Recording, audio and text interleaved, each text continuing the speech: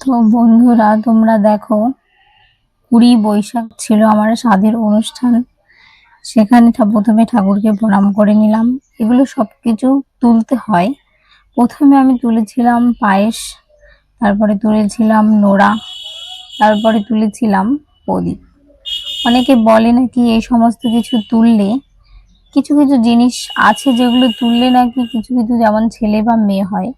যেমন পায়েসটা তুললে কি হয় আমার জানা ছিল না। নোড়াটা তুলেছিলাম, তারপরে প্রদীপটা তুলেছিলাম। এগুলো তুললে নাকি অনেকে বলে ছেলে বা মেয়ে হয়। তারপরে আমাকে নিয়ে গিয়ে খাবারের সামনে বসিয়ে দেওয়া হলো, ওটা হাতে দেওয়া হলো, যেটা আমাদের একটা মানে সরা টাইপস কিছু বাঁধানো হয় সেগুলো। তারপরে এরা ছোট ছোট বাচ্চাদের কিছু খাবার জিনিস ওখান থেকে দেওয়া হলো। ওরা সবাই 7 আপ গুলোই তুলেছিল। এরপরে আমার বরকে নিয়ে গেলাম কিছু ফটোশুট করতে, কিন্তু ও তুলতেই চাচ্ছিল না। তারপরে ফটোগুলো তোমরা সবাই একটু দেখে নাও কেমন হয়েছে।